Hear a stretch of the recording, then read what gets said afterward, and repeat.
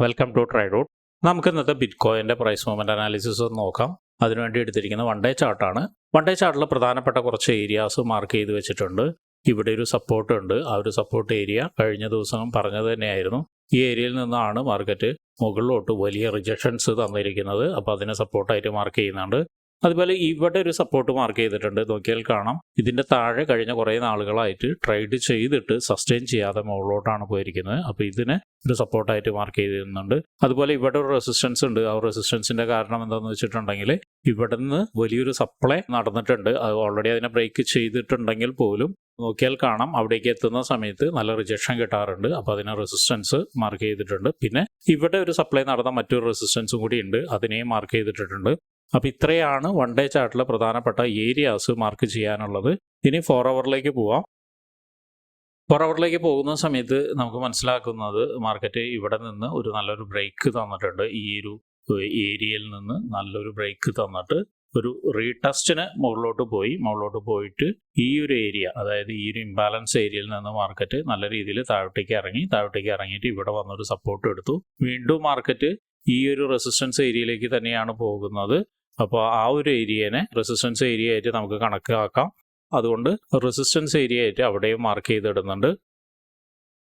ഇനി താഴോട്ടേക്ക് വരുന്ന സമയത്ത് നല്ലൊരു സപ്പോർട്ട് ഏരിയ എന്ന് പറയുന്നത് ഇവിടെയാണ് 4 അവറിൻ്റെ. നോക്കിയാൽ കാണാം, ഈ ഏരിയയുടെ പ്രത്യേകത മാർക്കറ്റ് വലിയ രീതിയിൽ ഇവിടെ നിന്നിട്ട് വലിയ രീതിയിൽ ഡിമാൻഡ് ക്രിയേറ്റ് ചെയ്തതാണ്. നോക്കിയാൽ കാണാം, വലിയ പോക്കാണ് പോയിരിക്കുന്നത് ഇവിടെ നിന്നിട്ട്. അപ്പോൾ ഇത് നല്ലൊരു സപ്പോർട്ട് ഏരിയ ആയിട്ട് ആക്ട് ചെയ്യും. ആ ഒരു ഡിമാൻഡ് ഏരിയയുടെ തൊട്ട് മുകളിൽ ഒരു ഇംബാലൻസും കൂടി ഉണ്ട്, അതിനെയും മാർക്ക് ചെയ്തിടുന്നുണ്ട്. അപ്പം ഇത്രയാണ് 4 അവറിൽ മാർക്ക് ചെയ്തിടുന്നത്. ഇനി നമുക്ക് 1 അവറിലേക്ക് പോവാം. 1 അവറിലേക്ക് പോകുന്ന സമയത്ത് നമുക്ക് മനസ്സിലാവുന്ന ഒരു കാര്യം എന്താണെന്ന് വെച്ചിട്ടുണ്ടെങ്കിൽ, ഒരു ട്രെൻഡ് ലൈൻ ഇവിടെ നല്ല രീതിയിൽ അതിനെ റെസ്പെക്ട് ചെയ്തിട്ട് മാർക്കറ്റ് താഴോട്ടേക്ക് ഇറങ്ങി വന്നിട്ടുണ്ട്. വീണ്ടും ഒരിക്കൽ കൂടി മാർക്കറ്റ് ആ ട്രെൻഡ് ലൈനിലേക്ക് തന്നെ അപ്രോച്ച് ചെയ്യുന്നുണ്ട്. ആ ഏരിയ എന്ന് പറയുന്നത് വളരെ സ്ട്രോങ് ആയിട്ടുള്ളൊരു ഏരിയയാണ്. ഇവിടെ നോക്കിയാൽ കാണാം, ഇവിടെ നിന്ന് നല്ല രീതിയിലൊരു സപ്ലൈ നടന്നൊരു ഏരിയയാണ്. അപ്പോൾ നേരത്തെ നമ്മൾ മാർക്ക് ചെയ്ത ആ ഒരു റെസിസ്റ്റൻസ്, 4 അവറിൻ്റെ റെസിസ്റ്റൻസ് ഡിലീറ്റ് ചെയ്യുന്നുണ്ട്. എന്നിട്ട് ഇതിലേക്ക് ഒരു റെസിസ്റ്റൻസ് ക്രിയേറ്റ് ചെയ്ത് വെക്കുന്നുണ്ട്. ആ ഒരു ഫുൾ ക്യാൻഡലിനെ മാർക്ക് ചെയ്ത് വെക്കുന്നുണ്ട്.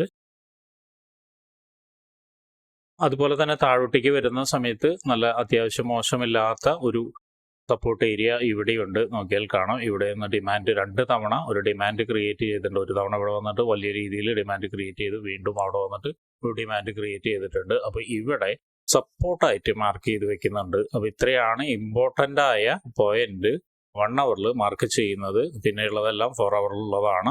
ഇനി നമുക്ക് 50 മിനിറ്റ്സിലോട്ട് പോയിട്ട് മറ്റെന്തെങ്കിലും എൻട്രി സാധ്യതകളുണ്ടോ എന്നുള്ളതൊന്ന് നോക്കാം. 50 മിനിറ്റ്സിലോട്ട് പോകുന്ന സമയത്ത് നമുക്ക് മനസ്സിലാകുന്നത് മാർക്കറ്റ് ഒരു 1 ഡയറക്ഷനിൽ നല്ലൊരു മൂവ്മെന്റ് തന്നുകൊണ്ടിരിക്കുകയാണ്. BTC ആ ഒരു ഡയറക്ഷൻ അപ്രോച്ച് ചെയ്യുന്നത് നേരത്തെ പറഞ്ഞ ആ ഒരു വളരെ സ്ട്രോങ് ആയിട്ടുള്ള ഒരു റെസിസ്റ്റൻസ് ഏരിയയിലേക്കാണ് മാർക്കറ്റ് അപ്രോച്ച് ചെയ്യുന്നത്.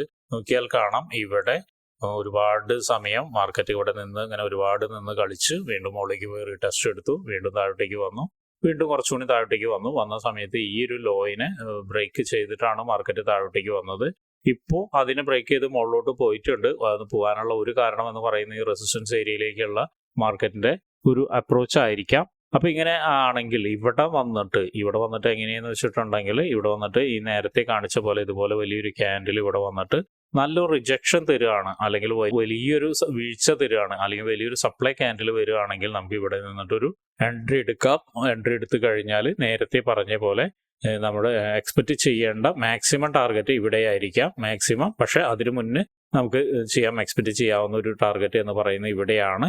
അതോടൊപ്പം തന്നെ ശ്രദ്ധിക്കേണ്ട മറ്റൊരു കാര്യം എന്താണെന്ന് വെച്ചിട്ടുണ്ടെങ്കിൽ, ഈ ഒരു ഏരിയ നേരത്തെ മാർക്ക് ചെയ്ത ഈ ഒരു ലൈൻ മാർക്ക് ചെയ്തിട്ടുണ്ടായിരുന്നു. ആ ഏരിയ വളരെ സ്ട്രോങ് ആയിട്ടുള്ള ഒരു സപ്പോർട്ടായിട്ട് ആക്ട് ചെയ്യാനുള്ള സാധ്യതയുണ്ട്. അപ്പോൾ ഫസ്റ്റ് ടാർഗറ്റ് ഇവിടേക്ക് വെക്കുക, സെക്കൻഡ് ടാർഗറ്റ് ഇതിലേക്ക് വെക്കുക, തേർഡ് ടാർഗറ്റ് ഇതിലേക്ക് വെക്കുക. നേരത്തെ പറഞ്ഞ കണ്ടീഷൻ മീറ്റ് ചെയ്യുകയാണെങ്കിൽ മാത്രം ചെയ്താൽ മതി, അല്ലെങ്കിൽ എടുക്കരുത്.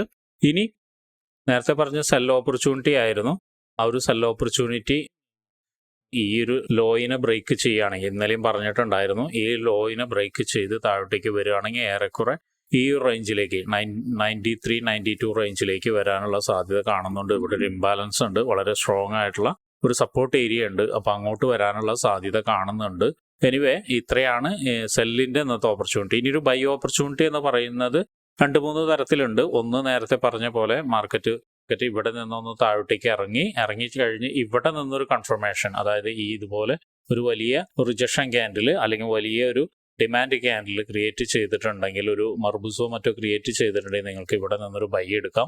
ആ ഒരു ബൈ എന്ന് പറയുന്നത് അത് നല്ല രീതിയിൽ ബൈ കയറി പോവുകയാണെങ്കിൽ ഏറെക്കുറെ നമ്മുടെ ടാർഗറ്റ് എന്ന് പറയുന്നത് ഇവിടെ ആയിരിക്കണം. ഇനി ഇത് ബ്രേക്ക് ചെയ്യാണ് എന്ന് പറഞ്ഞാൽ വലിയൊരു ക്യാൻഡിലോട് കൂടി ബ്രേക്ക് ചെയ്യുകയാണെങ്കിൽ ഇവിടെ നിന്നിട്ട് ഒരു എൻട്രി എക്സ്പെക്ട് ചെയ്യാവുന്നതാണ്. അത് മുകളിലോട്ട് ഇന്നലെ പറഞ്ഞ അതേപോലെ തന്നെ മുകളിലോട്ട് പോയിട്ട് ഓൾ ടൈം ഹൈനെ ബ്രേക്ക് ചെയ്യാനുള്ള സാധ്യത കാണുന്നുണ്ട്. അപ്പോൾ ഏറെക്കുറെ ഇന്ന് BTCയിൽ നല്ല ട്രേഡ് കിട്ടേണ്ട ദിവസമാണ്. കാരണം കാലത്തെ തന്നെ നല്ലൊരു ട്രെൻഡ് കാണിക്കുന്നുണ്ട്. അപ്പോൾ ആ ഒരു ട്രെൻഡിന് ഒരു പുൾ ബാക്ക് ഒരു പക്ഷേ ലണ്ടൻ സെക്ഷനിൽ കിട്ടിയേക്കാം. അങ്ങനെ പുൾ ബാക്ക് ലണ്ടൻ സെക്ഷനിൽ കിട്ടുകയാണെങ്കിൽ നല്ലൊരു ബൈക്ക് ഓപ്പർച്യൂണിറ്റി ഉണ്ട്. അതുപോലെ തന്നെ വലിയൊരു വീഴ്ച വരികയാണ്, അതായത് ഈ ഏഷ്യൻ സെക്ഷൻ്റെ താഴോട്ടേക്ക് വരികയാണെങ്കിൽ വീണ്ടും താഴോട്ടേക്ക് ഒരു സെല്ലിന് ഓപ്പർച്യൂണിറ്റി കാണുന്നുണ്ട്. അപ്പോൾ അതൊന്ന് നോട്ട് ചെയ്ത് വെക്കുന്നത് നന്നായിരിക്കും. എനിവേ ട്രേഡ് എടുക്കുന്ന ആളുകൾ ഈ പറഞ്ഞ ഏരിയകളിലൊക്കെ എത്തുന്ന സമയത്ത് എങ്ങനെയാണ് മാർക്കറ്റ് ബിഹേവ് ചെയ്യുന്നത് എന്നുള്ള ബേസ് ചെയ്തിട്ട് മാത്രം ട്രേഡ് എടുക്കാൻ ശ്രമിക്കുക. അപ്പോൾ ഇങ്ങനെയുള്ള കാര്യങ്ങളൊക്കെ നിങ്ങൾക്ക് പഠിക്കാൻ താല്പര്യമുണ്ടെങ്കിൽ ട്രേഡ് റൂട്ടുമായിട്ട് ബന്ധപ്പെടാം. അത് ഫ്രീ ആയിട്ട് ട്രേഡിങ്ങിന്റെ കാര്യങ്ങളൊക്കെ നിങ്ങൾക്ക് പഠിക്കാവുന്നതാണ്. അതിനു വേണ്ടിയിട്ട് ഈ വീഡിയോയുടെ ഡിസ്ക്രിപ്ഷനിൽ ഒരു ഗൂഗിൾ ഫോം കൊടുത്തിട്ടുണ്ട്. ആ ഗൂഗിൾ ഫോം കൃത്യമായി വായിച്ച് അതിലുള്ള കണ്ടീഷൻസ് ഒക്കെ ഓക്കെ ആണെങ്കിൽ മാത്രം ഫിൽ ചെയ്യുക. അതോടൊപ്പം തന്നെ ഡിസ്ക്രിപ്ഷനിലുള്ള വാട്സപ്പ് ചാനലിൽ നിങ്ങൾക്ക് ജോയിൻ ചെയ്യാവുന്നതാണ്. അവിടെ ട്രേഡ് റൂട്ടിന്റെ അപ്ഡേറ്റ്സ് ലഭിക്കുന്നതാണ്. അപ്പോൾ എല്ലാവർക്കും ഇന്നൊരു പ്രോഫിറ്റബിൾ ഡേ ആവട്ടെ എന്ന് ആശംസിക്കുന്നു.